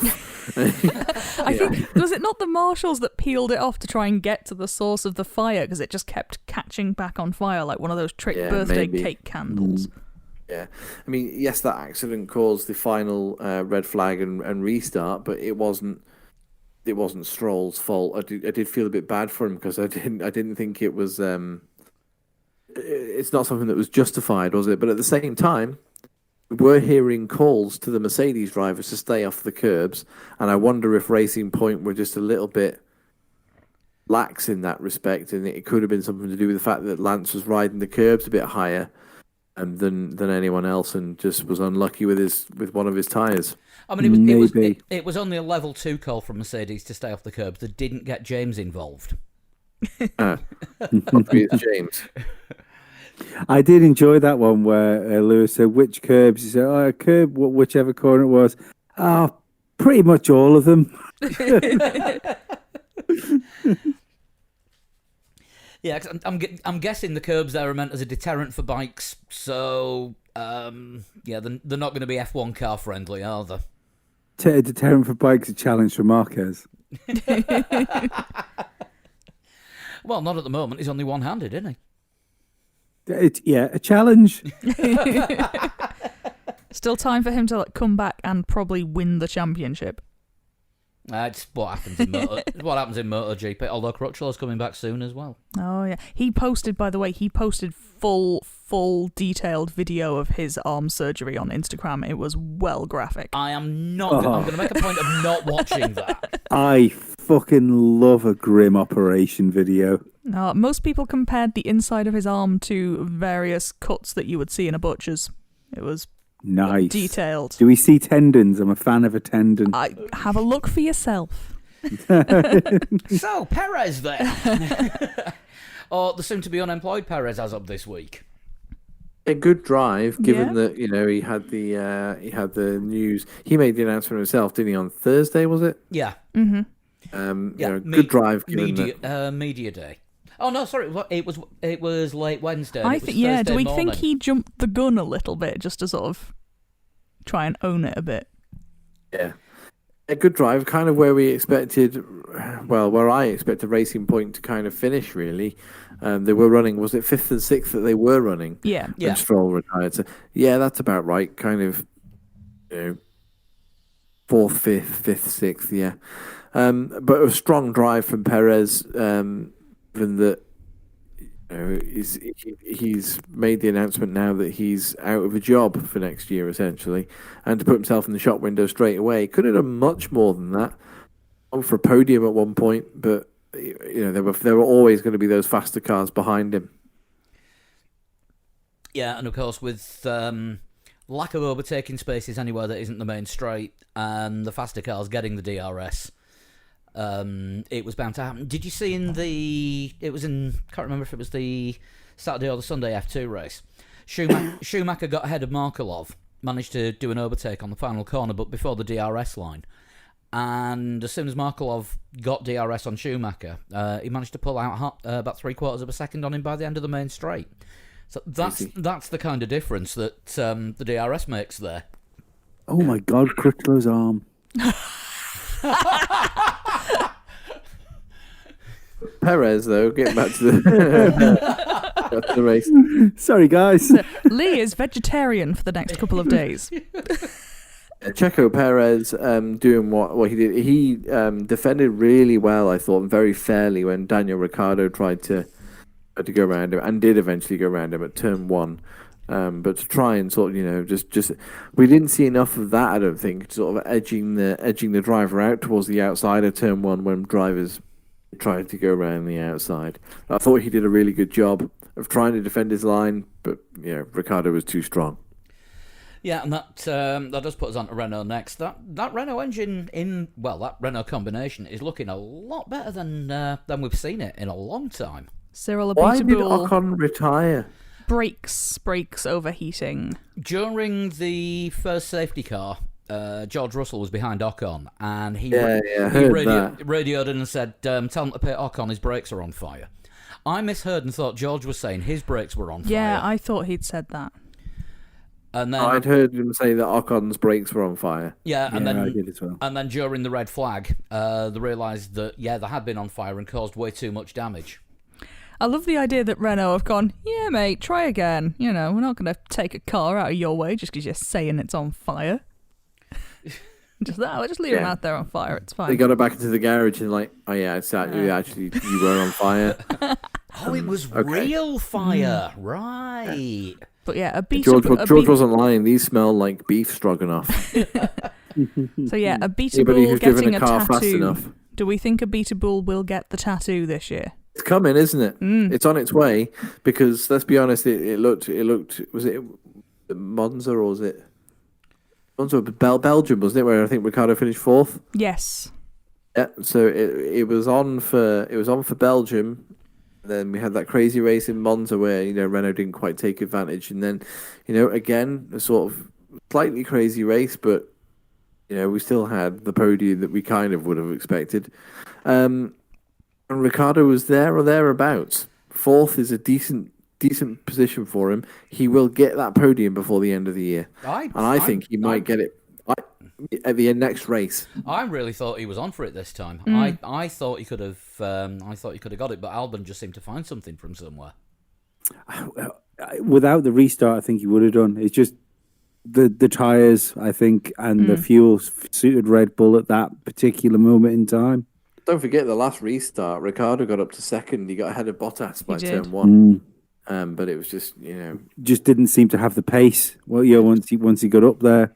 Yeah, I expected him to get swamped by Bottas, and then I got to admit I was actually quite surprised that Albon came through as well. But there was a bit of a debate going on sort of internally because I wanted both of those drivers to get podiums for different reasons. I was the same. I couldn't decide which one I wanted to get the podium more. I wanted, apart from the fact I had a bet on him, but I wanted Ricciardo to do it. Just because I like Ricciardo a little bit more. Right, Red Bull. Verstappen, we sort of touched on the engine problems early, but again, it's one of those phantom problems that just seems to come out on the outlap on a Sunday morning. By all accounts, had left the circuit before the first red flag. Oh, he was pissed. He did pen and he fucked off home. There was some debate as to whether or not he would actually have got home by the end of the race. Where does he live? Monaco, isn't he? He's one of the Monte Carlo club. He normally jet shares with Ricciardo. Yeah, but where would he have gone from Mugello? Florence? Possibly. Unless he got a helicopter, just got a helicopter, and cause it's not miles. Yeah, but Florence would be the nearest airport if he went from an airport. But yeah, unless he helicoptered it home. He possibly could have got a home then. In that case, yeah. He probably sat down in his apartment just to watch the end of the race. Yeah, did a Kimi went home and watched it on telly. Yeah, Kimi did that. Was that Monaco? That was Monaco. He didn't go back to the garage or do media. He just went straight back to his yacht. Yeah. There was the infamous year in the late 80s where Senna crashed. Senna just went back to his apartment, and Ron Dennis had to go and find him. But Albon, first podium. Yeah, yes. Overdue, but good. Exactly what he needed. Yeah, absolutely. Yeah, it'll be good. It'll be good to see him with a little bit more confidence because I mean he's got that off his back now, and that must have been preying on his mind. I think this probably should have been Brazil last year. Probably should have been Austria this year, but he's got it now. This could be the turning point for him potentially. It'll be interesting to see whether it changes the pace he's got. Will the extra confidence bring a little bit more pace? Because again, we had lots of shenanigans. It's not like it wasn't completely incident free. Again, without the restarts, I'd argue he wouldn't have got that because I think Ricciardo would have had it. If it would have just been a straight race, would he have been able to hang up there with the pace that, like, let's say Verstappen was still there? Would he have been able to keep pace with Verstappen and stuff? I think although this was a great happy story, there's still a lot of question marks there. Well, I think they'll be answered in 2 weeks' time because it might actually change his whole mindset. Yeah, absolutely. Now he's got that out of the way. Yeah, like it did for Gasly. Yeah. It's starting to work, and unless he torpedoes into the back end of Vettel next week and becomes Gasly Part 2, and no, that's Kvyat you're thinking of there. Sorry, yes, Kvyat. Yeah, Kvyat gets podium, then does torpedo. Yes. At Russia. It's coming. Could do. And I think. I mean, if we see, as I said before, you've only got to deal with what's in front of you, haven't you? And Alex Albon did that to the best of his abilities and scored a podium. He probably wouldn't have done if Max was there, but I mean, even if he'd gotten fourth, that's probably the best Alex Albon could have done on the day. Well, yeah, I mean, I hope so. My thing with him is he doesn't actually need to do anything other than stay in the pit window of the Mercedes. That's all Red Bull really need him to do, and probably all they want him to do, to be perfectly honest. But and I had a bet on him to win. I thought 66-1 for Albon to win that Grand Prix was a good bet. But don't get me wrong, I want to see him do well because he seems like a nice lad. You'd have got 12-1 if you'd have gone each way, and you'd have cashed in. Yeah, it's true. I just. I don't know if I saw the rebirth that some people, especially the Sky pundits, were sort of like flaunting around. It's a good result that he did need it. Yeah. I think Russia in 2 weeks' time will show if that's changed him or not. Mm-hmm. If we see I'm not going to say keeping pace with Max, but being respectably close to Max, and keeping in the Mercedes pit window, then yes, he's got the monkey off his back, and it looks like part of it was. But if he finishes 30 seconds behind Max again, like podium or no podium, it's game over. They will replace him before next year. Not before next year, for next year. I was going to say, I think I can't see him making a change this year just with the screwed up way that F1 and the rest of the world is. Yeah. I think it's too. You don't even really have the gaps, do you? It's not like there's a summer break or anything like that where you can get a driver like Gasly back in the idea, for instance, for being in the main team. But yeah, I mean we've got a weekend without an F1 race. That is effectively we're getting the autumn break next weekend. Yeah.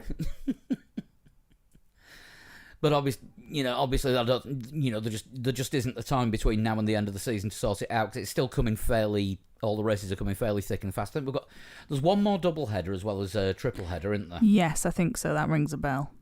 But yeah, twatting around with like bubbles and stuff like that is too much of a pain in the ass, I imagine. Yeah. So I can't see Red Bull doing any form of switch for the rest of 2020.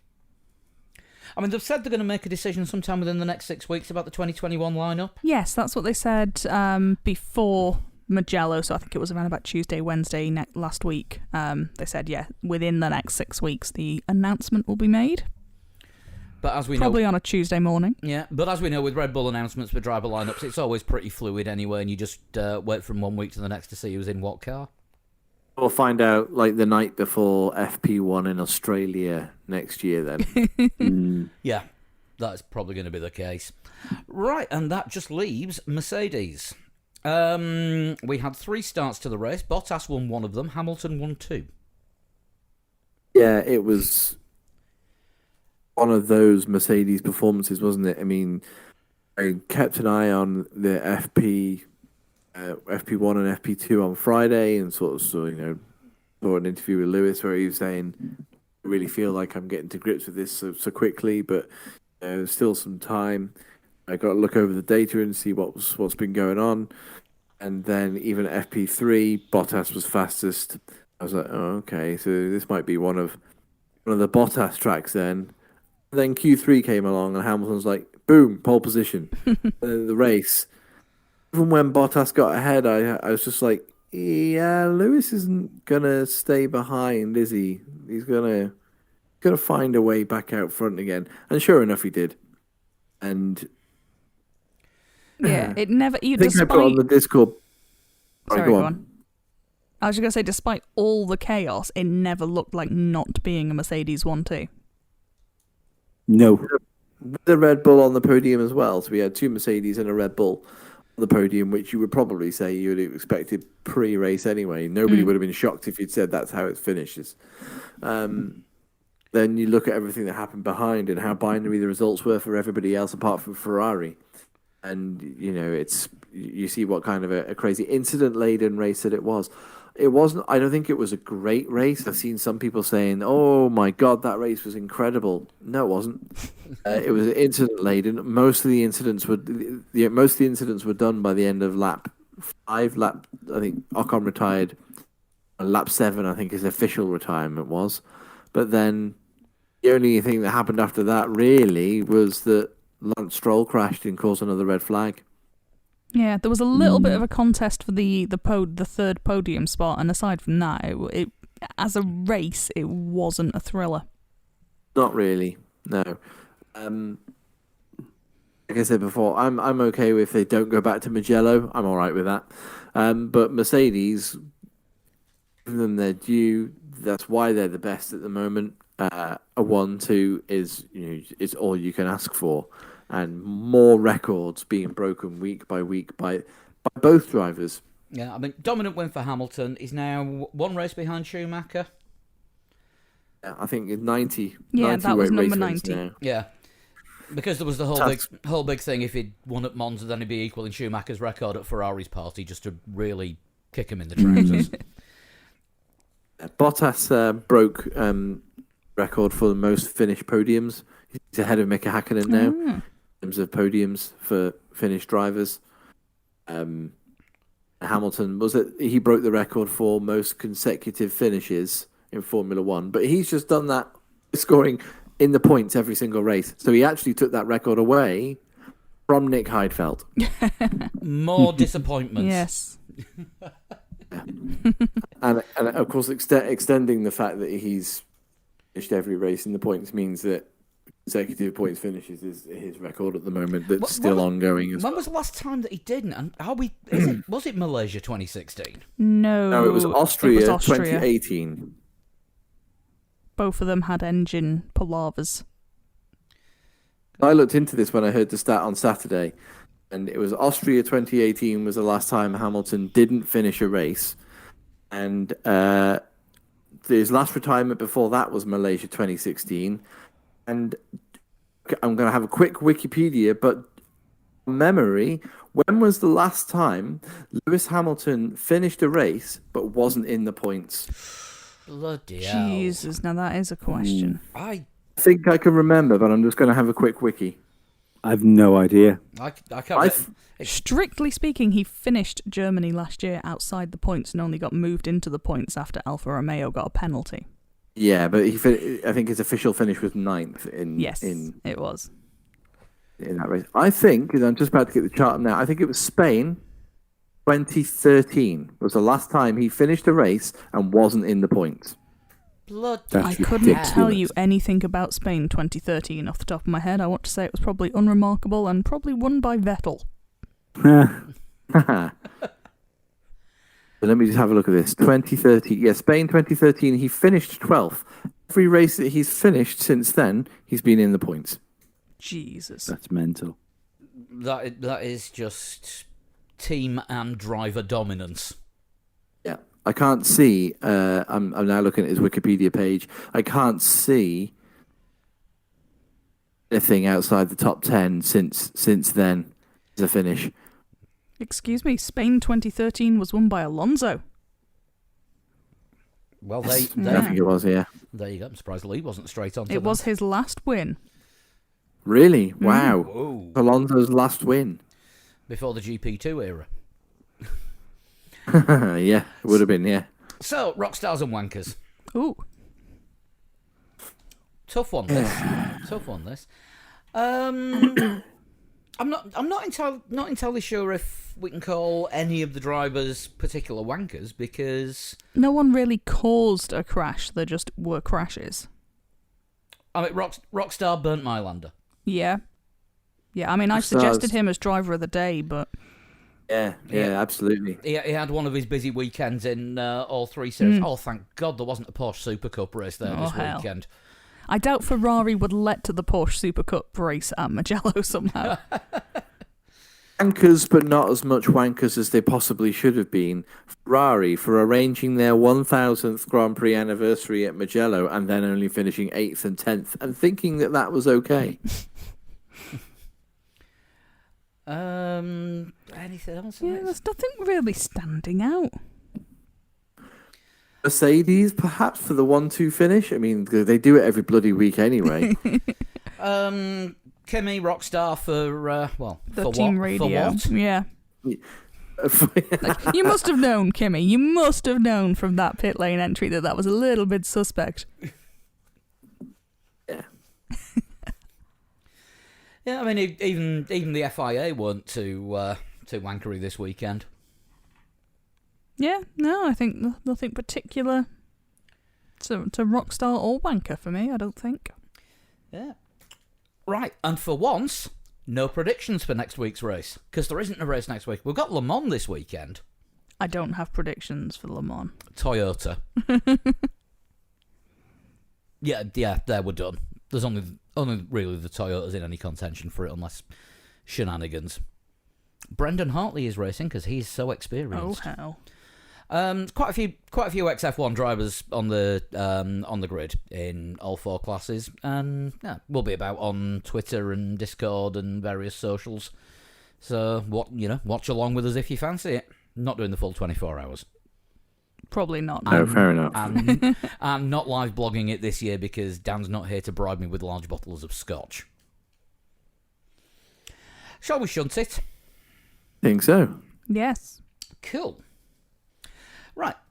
Who is this week's shuntist? I don't know. That was dead lucky, that, because Lee accidentally dropped out of the... my internet dropped out and I had to go out and come back in. Oh, that was good timing. In that case, if you missed the Rockstars and Wankers, do you have any? Ferrari were wankers, even though they got double points.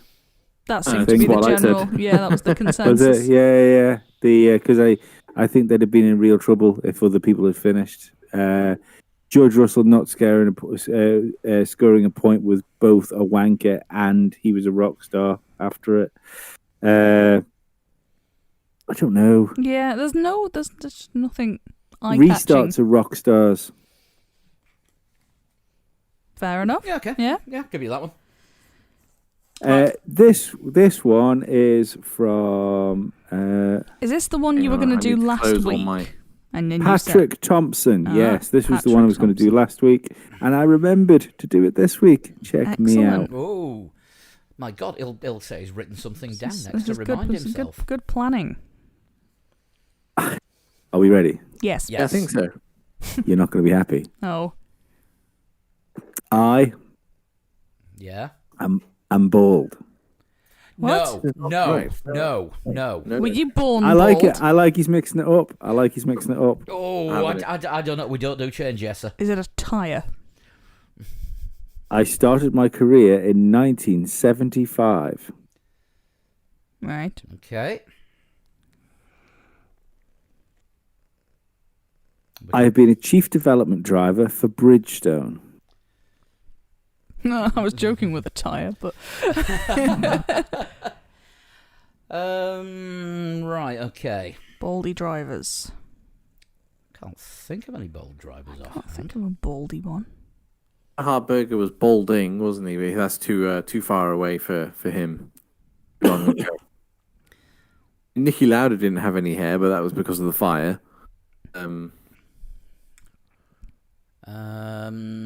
Lewis Hamilton's got aftermarket dreads. Also was not starting his career in 1975, 10 years before he was born. I know we have the theory that McLaren grew him in a test tube, but...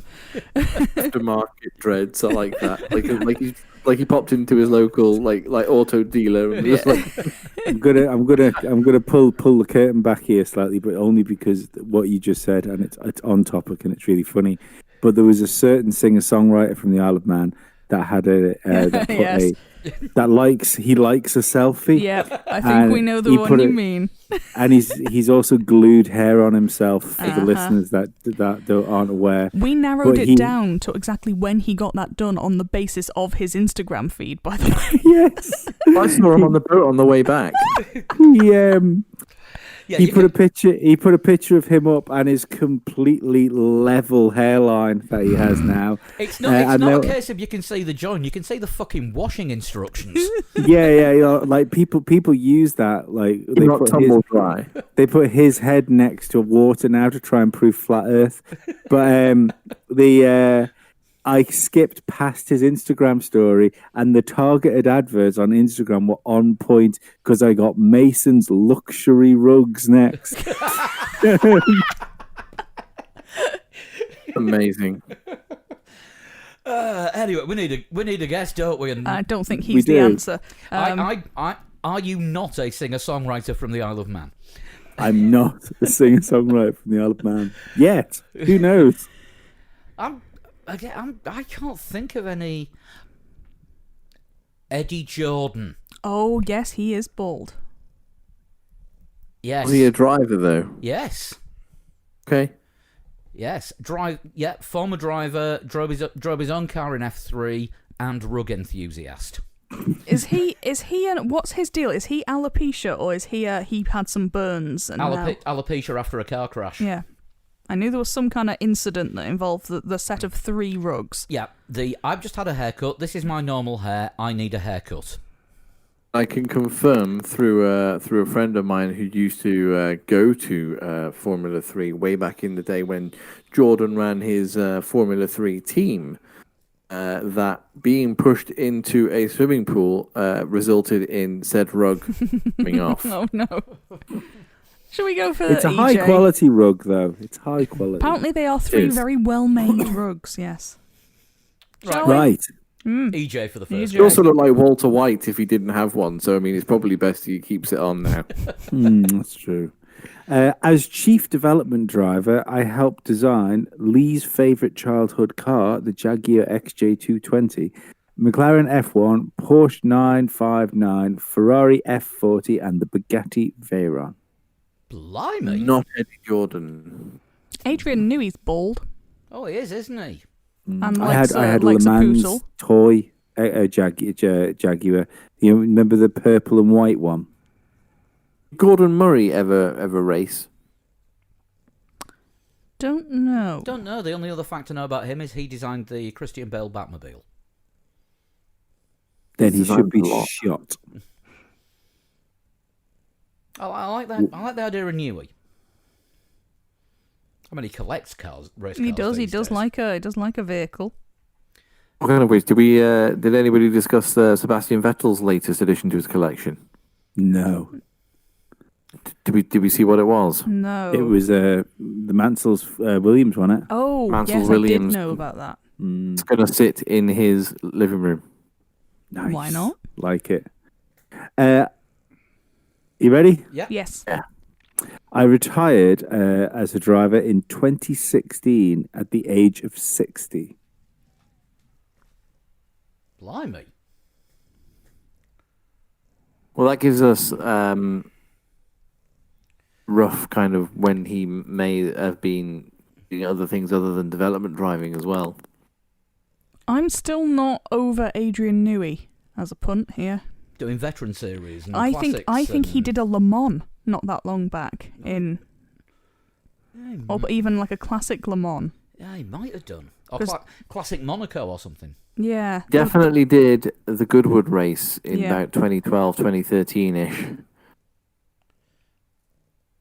And he has the Boy Newey races as well, I think. Harrison. Yes. Yeah, could be onto it with that. Next clue. I won the Macau F3 Grand Prix 1 year after legend Ayrton Senna. I think it's after because it says 1 year later of Ayrton Senna. Right.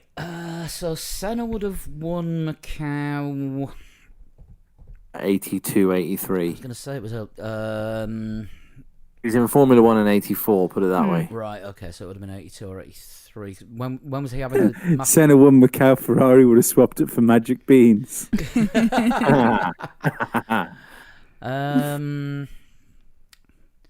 won Macau round about 83 or 84 then.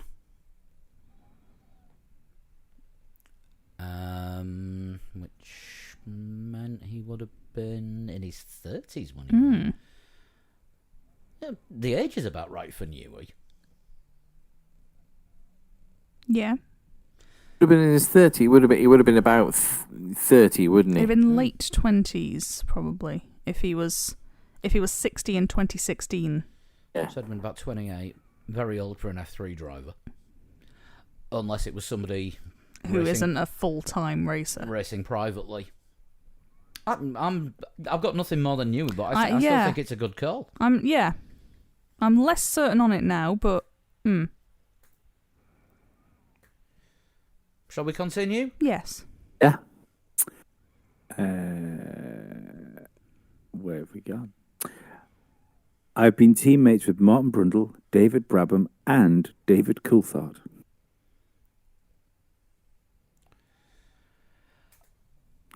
Thus completing the trifecta of British drivers that have nearly made it. All known for racing in various open and closed cockpit series. Yeah. And obviously a Coulthard Newey link would be an obvious one because Coulthard still does the old Red Bull stuff. Brabham turns up quite a lot in some of the classic-y stuff, doesn't he? Brundle. you mean, not Brabham. No, I thought you said David Brabham. You said David Brabham? Yeah. All Yep. right. Paying attention. And in fact, Brundle has taken out one of Newey's classic cars. Which is Sky Filler every few weeks. Yeah, still, yeah. It's still, I think it's still moderate. I'm happy with that. Yeah. Who are you going with? Adrian Newey. I'm noted for 18 starters. I'm noted for 18 starts at Le Mans. That's a whole question. I don't know that he has that many. I think he's got a handful. If you were to ask Brandon Hartley, he's got that many. Number 9. And probably your best clue so far. Don't forget, though, they run other GT races on the Bugatti course. That's very true, yes. Mm-hmm. I was the first Dane to win the Le Mans 24 Hours. J-Mag. J-Mag. No, yeah, he's younger than that.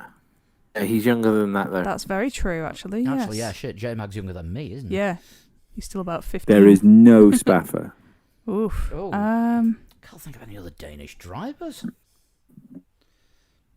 What's Christian Lundgaard's dad called?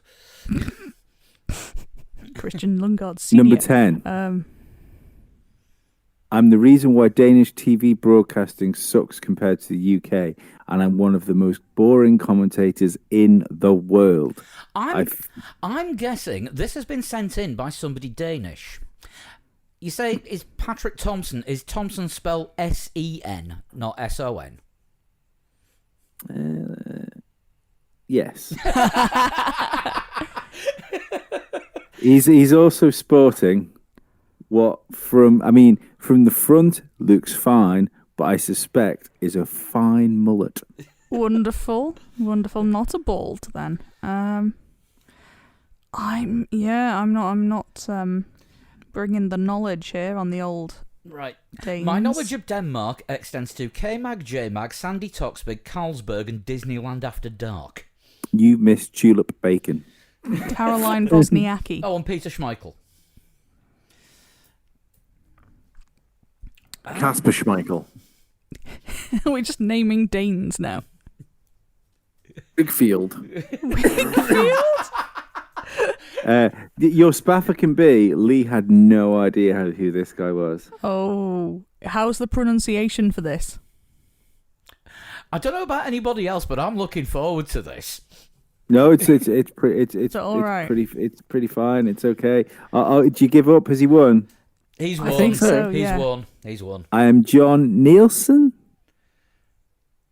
Okay, then. Is it spelt with a question mark?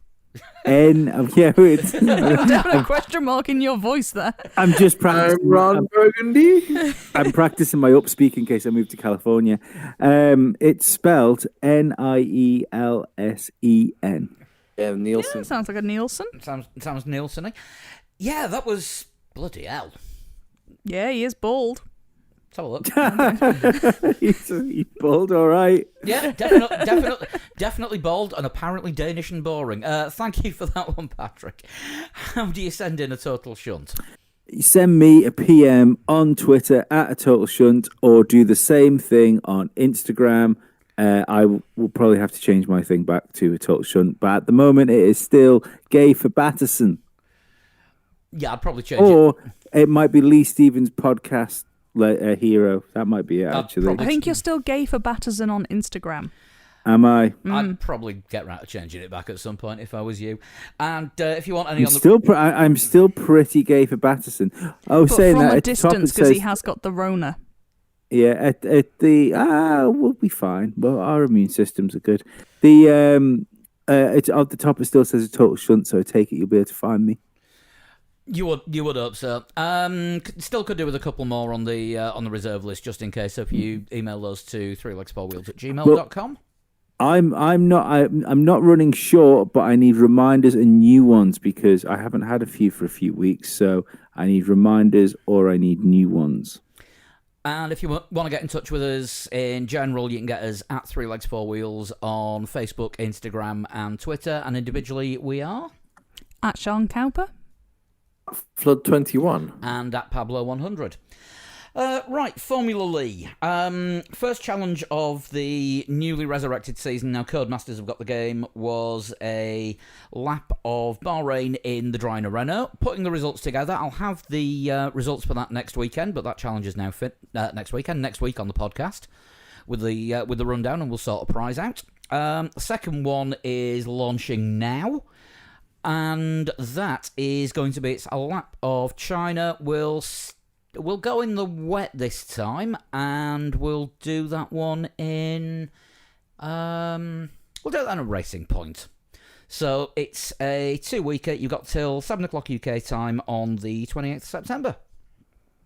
Cool. Check the website at threelegs4wheels.com. I will have the first Formula Lee results of the season up on there, and we'll read out the fastest times on next week's podcast and give you a reminder for this one. So...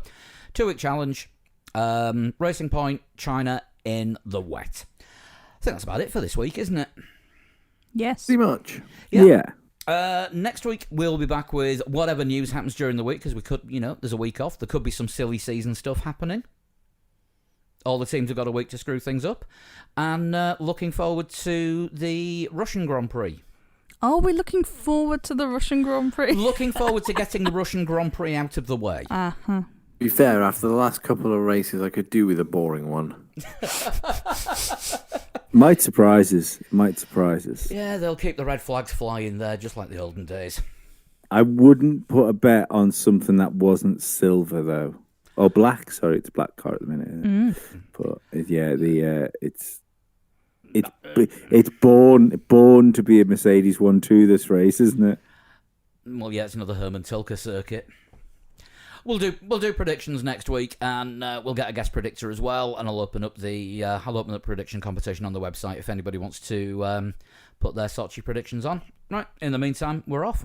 We'll see you next week. Bye-bye. Bye. Laters.